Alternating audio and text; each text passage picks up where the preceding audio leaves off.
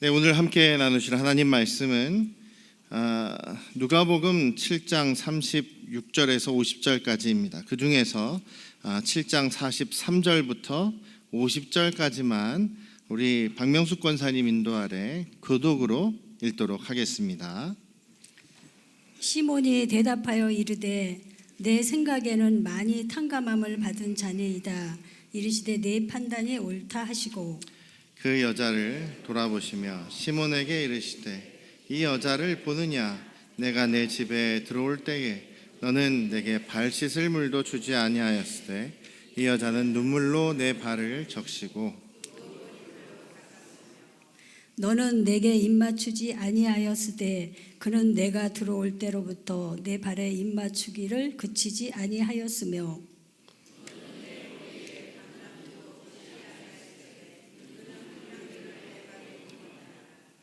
이러므로 내가 네게 말하노니 그의 많은 죄가 사하여졌도다. 이는 그의 사랑함이 많음이라. 사함을 받은 일이 적은 자는 적게 사랑하느니라.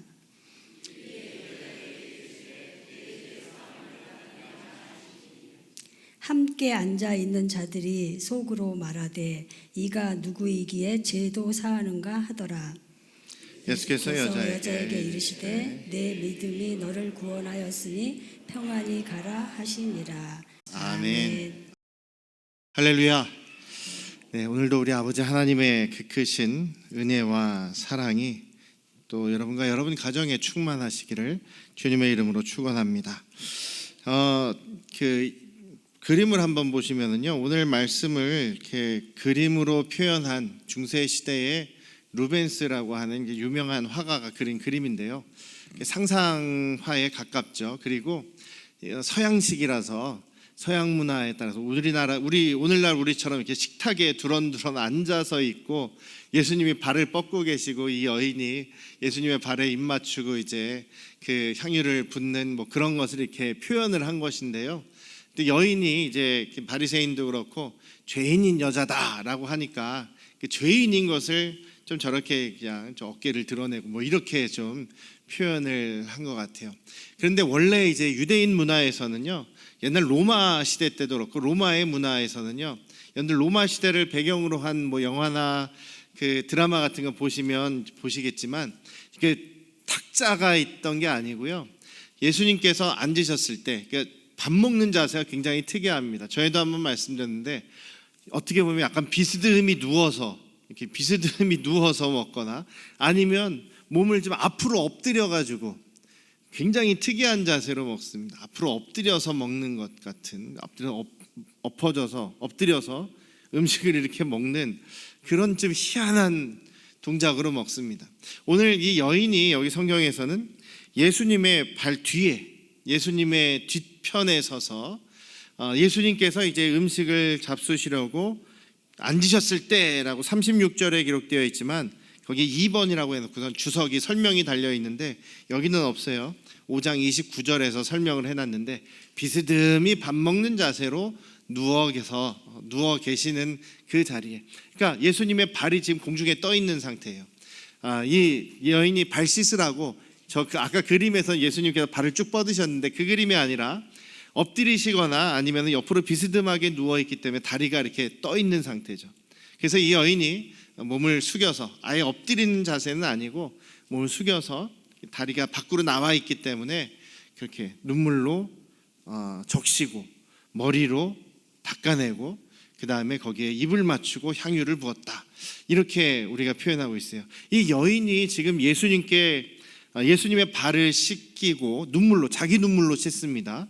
그리고 머리털로 자기 머리로, 긴 머리로 닦아내고, 긴 머리로 닦기나 모르겠어요. 근데 어쨌든 머리로 닦았어요. 그리고 발에 입을 맞추고 향유를 부었는데 이 여인의 행동이 여러 번 반복돼서 지금 예수님이 말씀하십니다. 이 여인의 이 행동이 굉장히 크고 중요한 의미가 있는 것이죠.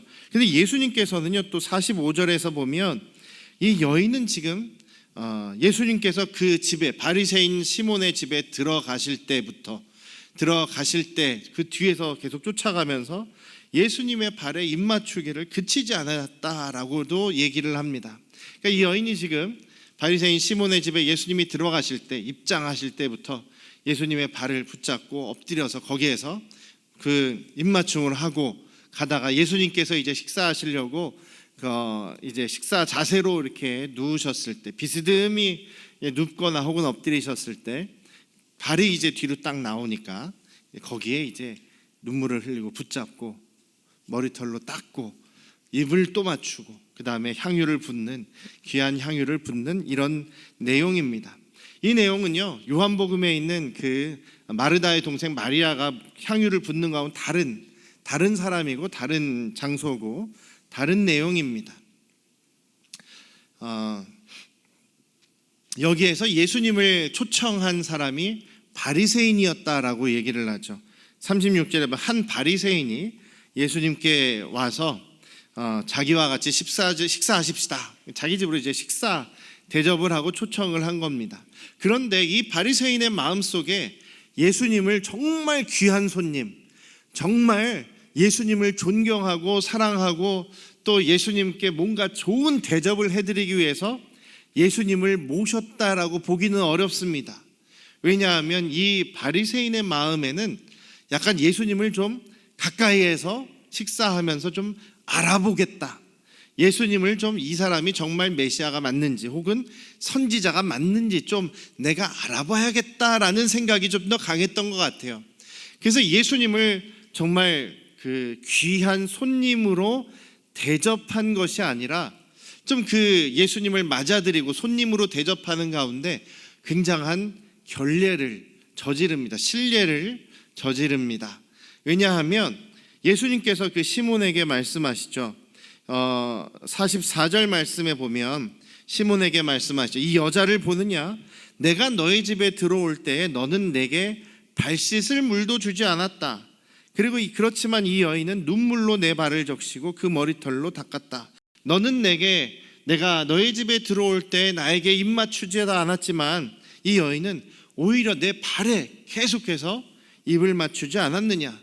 너는 내 머리에 감람유 하나도 붓지 않았다. 감람유는 올리브 기름인데요, 올리브유가 고급이긴 하지만 우리는 이제 살려면 고급이죠. 근데 그 팔레스타인 지역이나 예수님 계신 유대 지역에서는 그래도 가장 저렴한 게 오히려 흔한 게 올리브 기름이에요. 그래서 올리브 기름을 머리에 이렇게 부어서 그 맞아주는 것, 굉장히 머리에서 이제 올리브 향이 나게 하는 것도 그 귀한 손님에게 드리는 귀한, 정말 존귀하게 여기는 태도였던 것이죠. 그런데 너는 내 머리에 감람유도 안 부었는데 이 여인은 오히려 내 발에 가장 지저분한 장소인 거죠.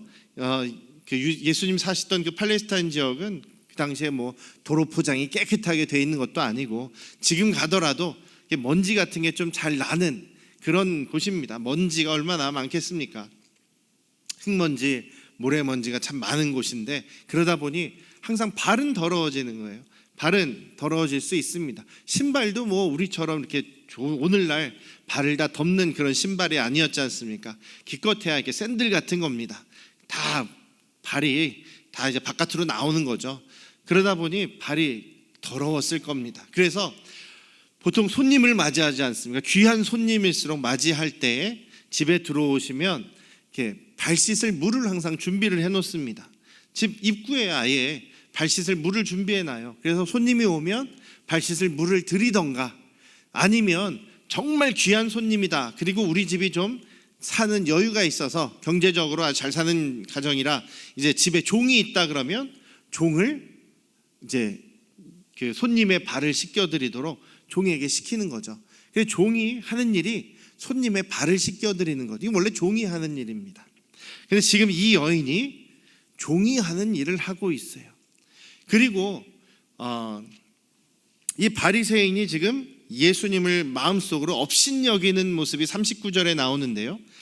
저 사람이 정말 선지자가 맞으면 이 여인이 얼마나 죄가 많은 여인인지, 얼마나 큰 죄인인지를 알았을 텐데 그것도 알지 못하고 아이고 발 씻어주고 향유 부어주니까 좋아하네, 아이고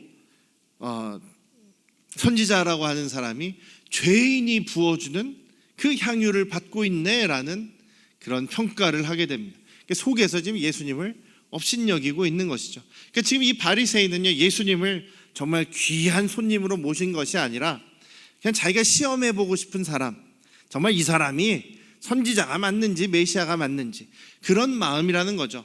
그러니까 이 바리새인의 마음에는 예수님을 향한 존경의 마음, 공경의 마음, 사랑의 마음, 감사한 마음, 이런 게 있을 리가 있겠습니까? 그런 게 전혀 없는 상태이죠. 그래서 지금 이 바리새인과 집주인인 이 바리새인 시몬이라는 사람과 그 다음에 예수님의 발에 향유를 부은 이 여인이 지금 비교가 되고 있는 것입니다. 예수님께서도 오늘 이 여인의 일을 통해서 바리새인에게도 가르쳐 주시고 또 오늘 우리에게도 그 여인의 모습을 알려주심으로 또 우리도 이런 모습이 되기를 원하신다라고 생각합니다. 먼저는 우리가 다른 사람들을 대할 때 이렇게 이 바리새인처럼 사람을 시험하려고 하거나 또 결례를 행하거나 마음속으로 무시하면은 그 행동이 그게 나타나지 않습니까? 겉으로 그런 모습이 안 됐으면 좋겠습니다. 우리 안양 성도교회 가족들은 서로에 대해서 항상 예의를 다하고 좋은 마음으로 웃는 표정으로 인사하고 또 친절하게 대하고 또 우리가 할 수 있는 예의를 표현하실 수 있으면 좋겠어요. 예수님도 속으로 기분 나쁘셨던 것 같아요.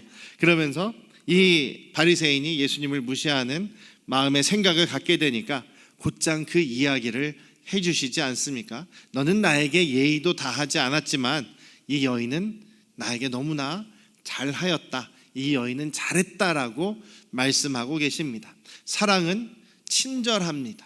사랑은 예의 바른 것입니다.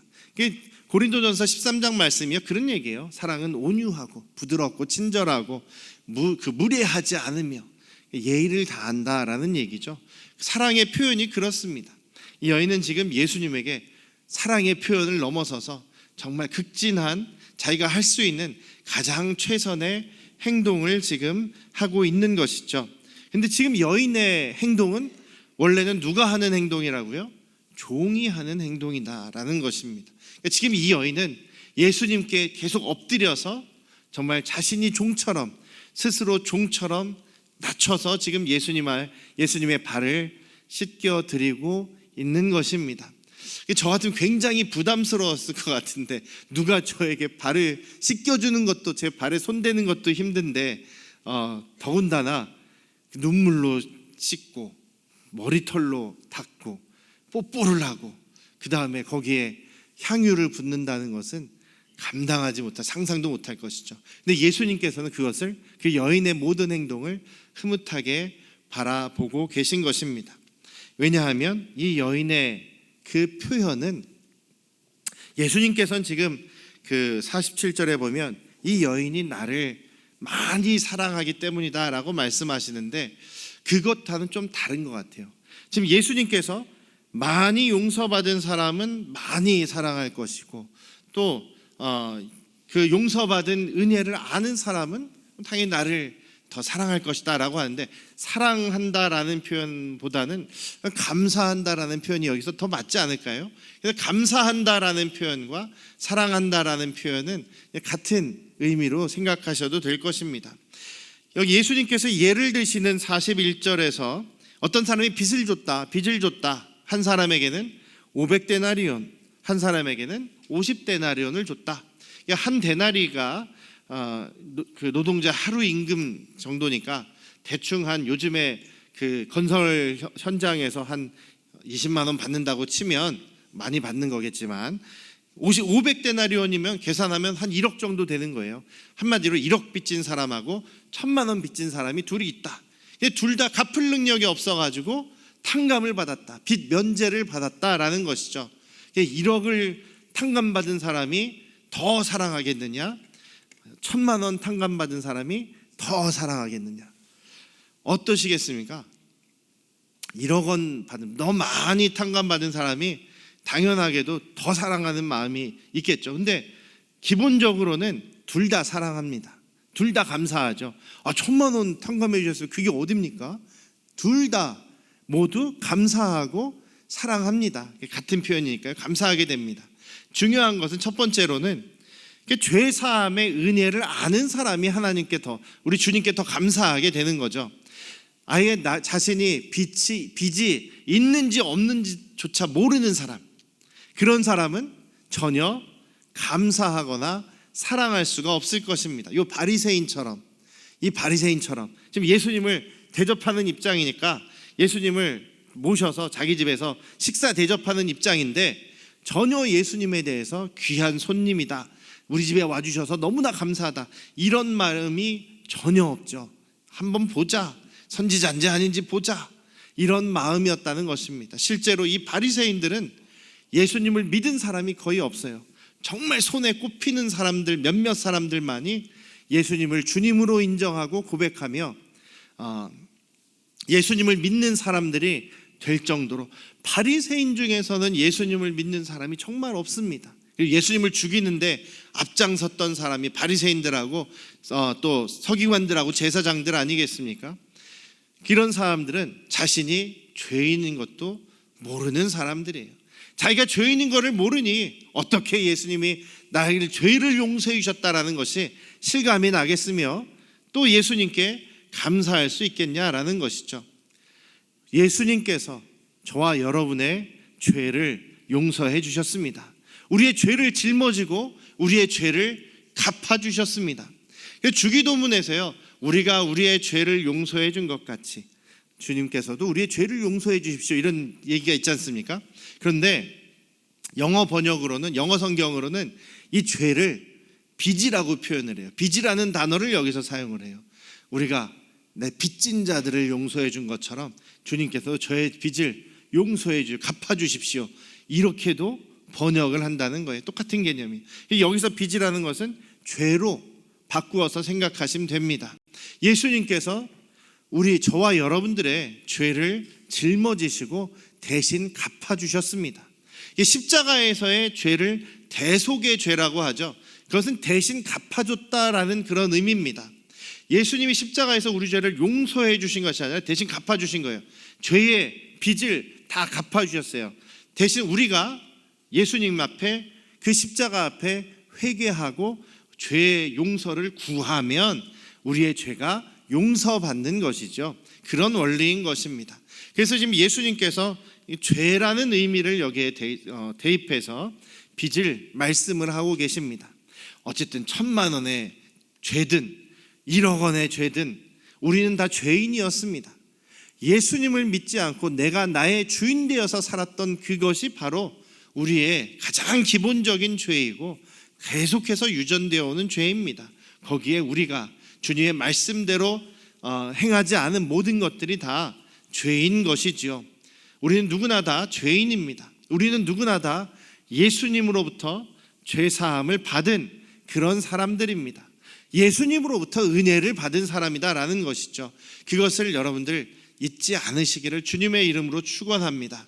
기본적으로는 내가 예수님으로 인해 죄사함의 은혜를 받았다라는 것을 기억하는 것이 가장 중요하다라는 것. 나는 오늘도 죄인입니다. 나는 그러나 예수님으로 인해서 나의 죄가 용서받았습니다. 나의 죄를 대신 짊어져 주셨습니다라는 것을 기억하며 주님께 감사하시는 저와 여러분들 되시기를 주님의 이름으로 축원합니다. 두 번째로는요, 당연하게도 더 많은 죄, 더 큰 죄를 용서받은 사람이 더 감사할 것이고 더 사랑하겠죠. 예수님께서 말씀하신 것처럼 이것은 비교입니다.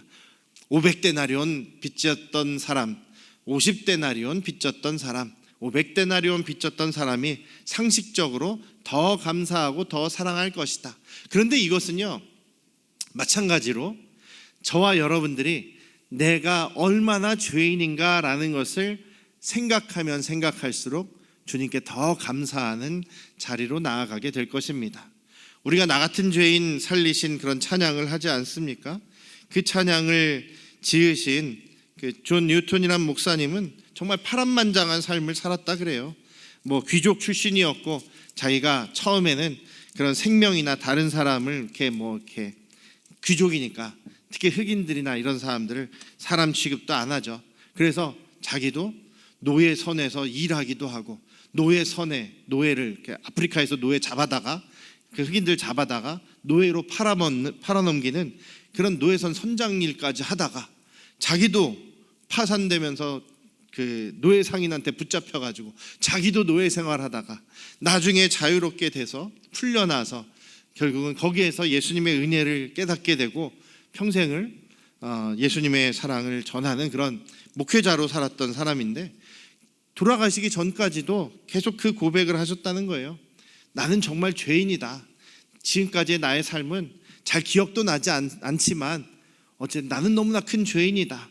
그렇지만 예수님께서는 나 같은 죄인도 구원해 주시고 살려주셨다. 그러니 그 은혜는 내가 지금 죽음에 나이가 이렇게 많은 그 순간까지도 절대로 잊어버릴 수 없다라고 항상 고백하셨다고 합니다.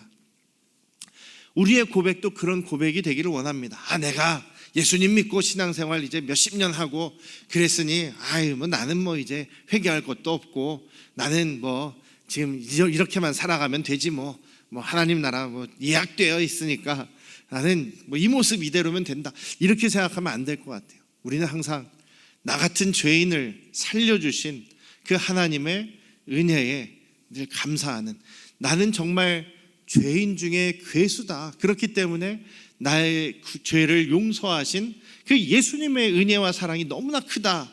그러니 나는 내 생명을 예수님께 바친다라고 이야기하면서 끝까지 헌신하고 순교당하신 분이 우리 사도 바울 아니겠습니까? 사도 바울처럼 나는 죄인 중에 정말 괴수 같은 그런 사람, 나 큰 죄인이지만 주님께서 나를 사랑하시고 용서해 주셨다라는 그런 믿음이 있을 때 우리는 주님 앞에 더 큰 감사와 더 큰 사랑의 모습으로 주님께 나아갈 수 있게 되리라고 믿습니다. 더 나는 죄인입니다라는 그 사실을 잊지 않으시고 우리가 겸손하게 주님을 더 감사하고 사랑할 수 있는 우리 모두가 되시기를 주님의 이름으로 축원합니다. 그런데 재미있는 것은요, 예수님께서 이 여인에게 마지막 절 보면 50절에 보면 여인에게 말합니다. 내 믿음이 너를 구원하였으니 평안히 가라. 어디서 자주 보신 말씀 아닙니까? 이 복음서에 보면 예수님께서 이런 말씀을 많이 하세요. 내 믿음이 너를 구원하였으니 편안히 가라. 이런 말씀을 언제 하시냐면 주로 병 고칠 때 하십니다. 병 고칠 때 주로 하세요. 병 고칠 때 믿음을 가지고 예수님께 나와왔을 때 예수님께서 그 믿음을 칭찬하시면서 병을 고쳐주시면서 하시는 말씀이 이 말씀이에요. 그래서 첫 번째로는 이 구원하다라는 뜻에 내가 살렸다, 내가 널 살려줬다, 네가 병 고침 받았다, 이런 얘기도 포함되어 있거든요. 그래서 그런 예수님께 병 고침도 받고 믿음도 인정받았던 그런 이야기에 이 대사가, 예수님의 이 말씀이 나와요. 그런데 오늘 본문에서는요, 오롯이 이 여인에 대해서는 육신의 질병에서 고침받았다가 아니라 너 구원받았다, 너 죄 용서받았다, 너는 구원받았다라는 영혼의 구원에 대한 말씀으로 오롯이 사용하십니다. 그 영혼 구원에 대한 얘기를 하시면서 내 믿음이 너를 구원하였다라고 말씀하시는 것은 오늘 이 여인밖에 없어요. 이 여인한테만 내 믿음이 너를 구원하였다라고 말씀을 하십니다. 이 여인의 모습은요, 근데 예수님께서 죄를 용서해 주셔서 이렇게 값비싼 향유를 부었다라기보다는 아직 용서받기 전에, 이 여인은 아직 죄사함 받기 전이었는데 예수님께 이런 행동을 한 것입니다. 그러니까 이 여인의 행동은 예수님으로부터 죄 용서를 받고 그것이 감사해서, 할렐루야 너무나 감사해서 눈물을 흘리면서 이렇게 예수님께 향유를 부은 것이 아니라, 여기 앞에 보면 죄사함 받기 전에 이 여인의 모습을 보면 뒤에서, 예수님 앞에 서지도 못하고 뒤에 서서 예수님의 발 곁에 서서 울면서 눈물로 그 발을 적시고 자기 머리털로 닦고 그 발에 입 맞추고 향유를 부었다. 예수님의 뒤에 있습니다. 앞으로 나아가지도 못하고, 그리고 엎드려서 예수님의 발을 씻기고 있죠. 종처럼 겸손하게 낮아집니다. 그러면서 눈물을 흘리면서 닦고 있습니다. 발에 향유를 붓습니다. 이 표현은 아까도 얘기했듯이 종처럼 그리고 자신이 그 종보다 못한 사람입니다라는 것을 예수님 앞에 두려운 마음으로, 그리고 예수님의 그 은혜를 구하는 마음으로, 긍휼하 불쌍히 여김을 구하는 모습인 거예요. 이렇게 하는 것은 저를 불쌍히 여겨 주십시오라는 표현이 있는 것 아니겠습니까? 그러니까 이것이 바로 이 여인의 회개의 마음이다라는 것입니다. 여인은 자기가 죄인인 것도 알고 있었고, 바리새인도 알고, 자기 본인도 알고 있습니다. 그 죄에 대해서 너무나 슬퍼하며 눈물 흘리며 예수님의 자비를 지금 바라는 표현이 이 표현이라는 것이죠. 그래서 이미 이 표현은 사랑과 감사의 표현보다는 회개의 표현이라고 볼 수가 있습니다. 예수님께서는 이 여인에게 대해서 너가 많은 죄가 사하여졌다, 너는 그만큼 나를 사랑하였고 나를 위해서 이렇게 마음을 써줬구나. 예수님의 마음에는, 예수님의 말 속에는 내가 너를 긍휼히 여긴다, 내가 너에게 자비를 베푼다라는 그 예수님의 마음이 여기에 표현되어 있다고 믿습니다. 우리가 우리 스스로를 어떻게 생각하느냐, 주님 앞에서 나를 어떤 사람으로 생각하고 있느냐, 예수님이 나에게 어떤 분이시냐라는 것을 우리가 깊이 생각한다면 우리는 늘 주님 앞에 엎드릴 수밖에 없고 주님의 그 자비하심을 구할 수밖에 없죠. 그럴 때 주님께서는 우리에게 위로하시고 우리를 용서하시고 우리를 평화롭게 하시고 우리를 구원하시는 그 사랑의 예수님이다라는 것을 여러분들도 경험하시고 또 그것을 늘 기억하실 수 있기를 주님의 이름으로 축원합니다. 주님 앞에 우리 겸손히 나아가십시다. 주님 앞에 우리의 죄를 내려놓고 주님의 그 긍휼히 여기심을 우리가 간구하십시다. 주님께서는 분명히 우리에게도 내 믿음이 너를 구하였다, 평안해라, 걱정하지 말아라, 우리를 돌보시고 위로해 주실 것입니다. 기도하시겠습니다. 아버지 하나님, 우리도 이 여인과 그렇게 다르지 않은 죄인들입니다. 우리도 우리의 죄를 주님 앞에 고합니다. 주님, 우리를 용서하여 주시고 주님의 자비하심 또 주님의 은혜를 우리에게 부어 주시옵소서. 우리에게 참 구원과 평안을 허락하여 주시옵소서. 매일매일 우리는 주님의 그 십자가의 은혜를 기억하며 주님께 늘 감사하며 영광 돌리는 저희들의 삶이 되게 하여 주시옵소서. 예수님의 이름으로 기도드렸사옵나이다. 아멘.